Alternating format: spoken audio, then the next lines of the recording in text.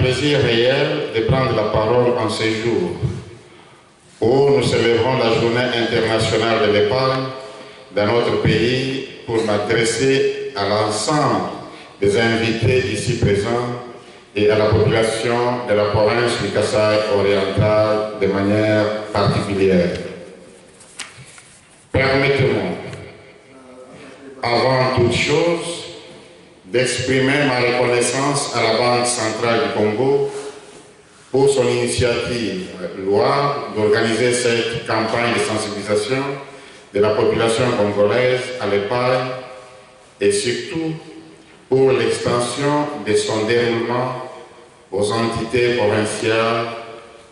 plus particulièrement dans les villes de Cabinda, Lodia et Mweneditu.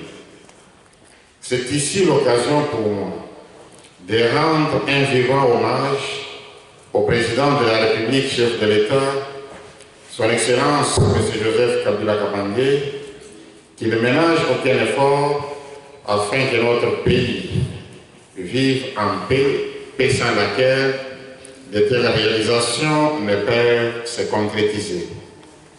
Qu'il daigne trouver en cette circonstance l'expression de notre profond attachement. Comme vous le savez, Son Excellence, Monsieur le Président de la République, chef de l'État, j'ai cité Raïs Joseph Kabila Kabange, a décrété la révolution de la modernité et ambitionne par cette voie de transformer la RDC en pays émergent d'ici 2030. Ainsi, la campagne d'éducation financière de la population congolaise sur l'importance et les bienfaits de l'épargne occupe une place de choix et se trouve en parfaite harmonie avec la stratégie de croissance et de développement de notre pays, visant à la fois la réduction de la pauvreté et l'amélioration du bien-être social de notre population. Dans cette logique, il y a lieu de considérer que l'épargne est une vertu dont la pratique, à bon escient, par de nombreuses communautés à travers le monde, n'a cessé de concourir à la réalisation de projets, de bâtir un avenir meilleur et de susciter le progrès et l'épanouissement des peuples. Par ailleurs, qui dit épargne voit l'investissement, la croissance et le développement. Voilà pourquoi je me suis engagé personnellement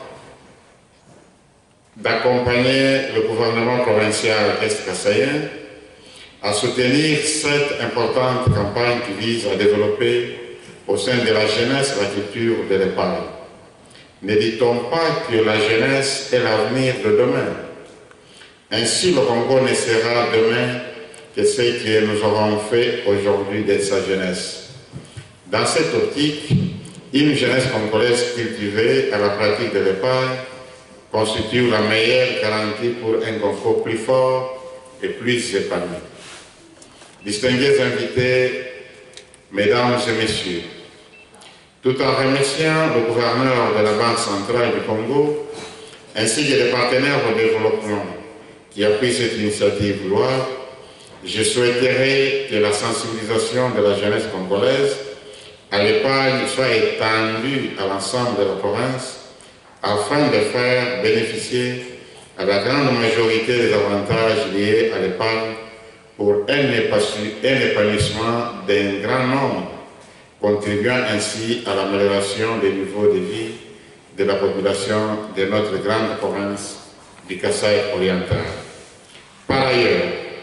j'ai noté du mot du directeur provincial de la Banque centrale du Congo que la haute direction de notre institut de mission a marqué un cachet spécial à l'initiation à l'épargne en sponsorisant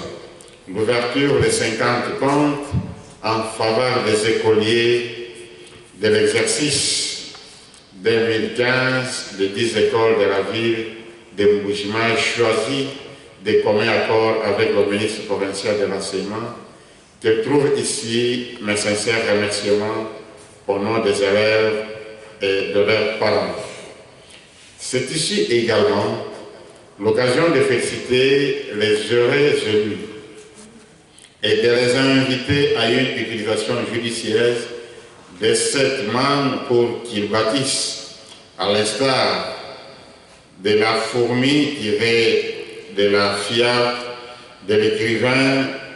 français Jean de La Fontaine. Aux parents, la Bible dit: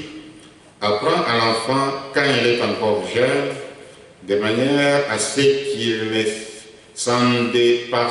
ne s'en dépertisse pas. Apprenons à enseigner à nos enfants la culture de l'épargne et aidons-les à gérer d'une façon rationnelle les fonds mis à leur disposition. Enfin, j'ai saisi l'occasion pour vous inviter tous à visiter les stands érigés par les institutions financières, créés par la Banque centrale du Congo, en l'occurrence les banques, les coopératives d'épargne et de crédit, ainsi que les institutions de microfinance, pour vous imprégner des services financiers offerts à la population et surtout pour ouvrir les comptes d'épargne. Madame et Messieurs les ministres provinciaux, Messieurs les membres du comité provincial de sécurité, Mesdames et Messieurs les membres du cabinet du gouverneur de province et des cabinets ministériels, Monsieur le directeur provincial de la Banque